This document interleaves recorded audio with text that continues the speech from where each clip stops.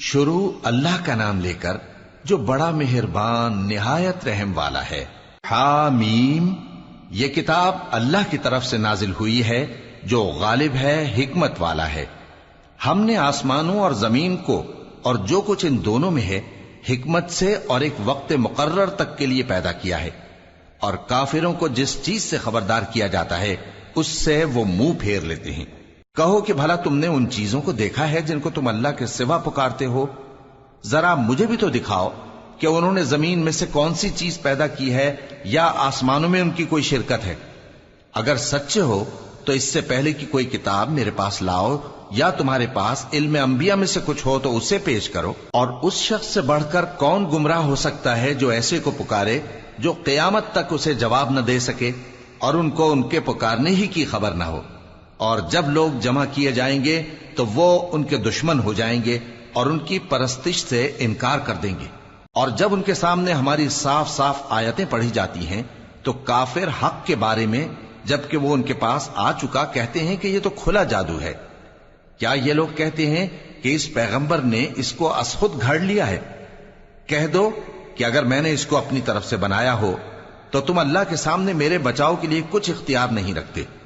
وہ اس گفتگو کو خوب جانتا ہے جو تم اس کے بارے میں کرتے ہو، وہی میرے اور تمہارے درمیان گواہ کافی ہے، اور وہی تو ہے بڑا بخشنے والا مہربان۔ کہہ دو کہ میں کوئی انوکھا پیغمبر نہیں ہوں، اور میں نہیں جانتا کہ میرے ساتھ کیا سلوک کیا جائے گا اور تمہارے ساتھ کیا کیا جائے گا۔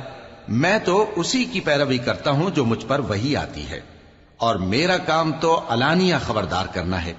کہو کہ بھلا دیکھو تو اگر یہ قرآن اللہ کی طرف سے ہو اور تم نے اس سے انکار کیا، اور بنی اسرائیل میں سے ایک گواہ اسی طرح کی ایک کتاب کی گواہی دے چکا اور ایمان لے آیا، اور تم نے سرکشی کی، تو تمہارے ظالم ہونے میں کیا شک ہے؟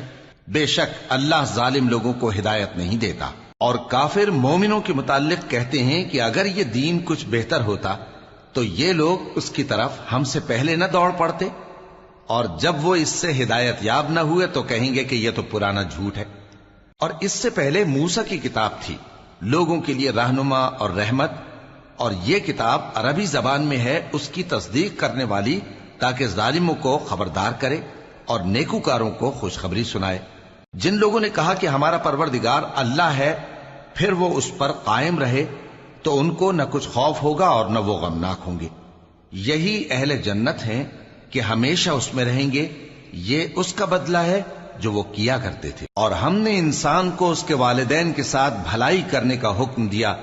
اس کی ماں نے اس کو تکلیف سے پیٹ میں رکھا اور تکلیف ہی سے جنا، اور اس کا پیٹ میں رہنا اور دودھ چھڑانا 2.5 برس میں ہوتا ہے، یہاں تک کہ جب وہ پختہ عمر کو پہنچ جاتا ہے اور 40 برس کا ہو جاتا ہے تو کہتا ہے کہ اے میرے پروردگار، مجھے توفیق دے کہ تو نے جو احسان مجھ پر اور میرے ماں باپ پر کیے ہیں ان کا شکر گزار بنوں، اور یہ کہ نیک عمل کروں جن کو تو پسند کرے، اور میرے لیے میری اولاد کو نیک بنا دے۔ میں تیری طرف رجوع کرتا ہوں اور میں فرما برداروں میں ہوں۔ یہی لوگ ہیں جن کے اعمال نیک ہم قبول کریں گے اور ان کے گناہوں سے درگزر فرمائیں گے، اور یہی اہل جنت میں ہوں گے۔ یہ سچا وعدہ ہے جو ان سے کیا جاتا تھا۔ اور جس شخص نے اپنے ماں باپ سے کہا کہ میں تم سے بیزار ہوں، کیا تم مجھے یہ بتاتے ہو کہ میں زمین سے نکالا جاؤں گا، حالانکہ بہت سی قومیں مجھ سے پہلے گزر چکی ہیں؟ اور وہ دونوں اللہ کی جناب میں فریاد کرتے ہوئے کہتے تھے کہ کمبخت، ایمان لا، اللہ کا وعدہ سچا ہے۔ تو کہنے لگا یہ تو پہلے لوگوں کی کہانیاں ہیں۔ یہی وہ لوگ ہیں جن کے بارے میں جنوں اور انسانوں کی دوسری امتوں میں سے جو ان سے پہلے گزر چکی عذاب کا وعدہ تحقیق ہو گیا۔ بے شک وہ نقصان اٹھانے والے تھے، اور لوگوں نے جیسے کام کیے ہوں گے ان کے مطابق سب کے درجے ہوں گے۔ غرض یہ ہے کہ اللہ ان کو ان کے اعمال کا پورا بدلہ دے اور ان کا نقصان نہ کیا جائے گا۔ اور جس دن کافر دوزخ کے سامنے کیے جائیں گے تو کہا جائے گا کہ تم اپنی دنیا کی زندگی میں لذتیں حاصل کر چکے اور ان سے لطف اندوز ہو چکے، سو آج تم کو ذلت کا عذاب دیا جاتا ہے۔ یہ اس کی سزا ہے کہ تم زمین میں ناحق غرور کیا کرتے تھے، اور اس کی کہ بد کرداری کرتے تھے۔ اور قوم عاد کے بھائی ہود کو یاد کرو کہ جب انہوں نے اپنی قوم کو سرزمین احقاف میں خبردار کیا، اور ان کے آگے اور پیچھے سے خبردار کرنے والے گزر چکے تھے کہ اللہ کے سوا کسی کی عبادت نہ کرو، مجھے تمہارے بارے میں بڑے دن کے عذاب کا ڈر لگتا ہے۔ کہنے لگے کیا تم ہمارے پاس اس لیے آئے ہو کہ ہم کو ہمارے معبودوں سے پھیر دو؟ اگر سچے ہو تو جس چیز سے ہمیں ڈراتے ہو اسے ہم پر لے آؤ۔ پیغمبر نے کہا کہ اس کا علم تو اللہ ہی کو ہے، اور میں تو جو احکام دے کر بھیجا گیا ہوں وہ تمہیں پہنچا رہا ہوں، لیکن میں دیکھتا ہوں کہ تم لوگ نادانی میں پھنس رہے ہو۔ پھر جب انہوں نے اس عذاب کو دیکھا کہ بادل کی صورت میں ان کے میدانوں کی طرف آ رہا ہے تو کہنے لگے یہ تو بادل ہے جو ہم پر برس کر رہے گا۔ نہیں، بلکہ یہ وہ چیز ہے جس کے لیے تم جلدی کرتے تھے، یعنی آندھی، جس میں درد دینے والا عذاب بھرا ہوا ہے، جو ہر چیز کو اپنے پروردگار کے حکم سے تباہ کیے دیتی تھی۔ آخر وہ ایسے ہو گئے کہ ان کے گھروں کے سوا وہاں کچھ نظر نہیں آتا تھا۔ گناہگار لوگوں کو ہم اسی طرح سزا دیا کرتے ہیں، اور ہم نے ان کو ایسا اقتدار دیا تھا جو تم لوگوں کو نہیں دیا، اور انہیں کان اور آنکھیں اور دل دیے تھے، تو چونکہ وہ اللہ کی آیتوں سے انکار کرتے تھے اس لیے نہ تو ان کے کان ہی ان کے کچھ کام آ سکے اور نہ آنکھیں اور نہ دل، اور جس چیز کا وہ مذاق اڑایا کرتے تھے اسی نے ان کو آ گھیرا۔ اور اے مکے والو، تمہارے ارد گرد کی بستیوں کو ہم نے ہلاک کر دیا، اور بار بار ہم نے اپنی نشانیاں ظاہر کر دیں تاکہ وہ رجوع کریں، تو جن کو ان لوگوں نے اللہ کا قرب حاصل کرنے کے لیے معبود بنایا تھا انہوں نے ان کی کیوں مدد نہ کی، بلکہ وہ ان سے گم ہو گئے، اور یہ ان کا جھوٹ تھا اور یہی وہ افترا کیا کرتے تھے۔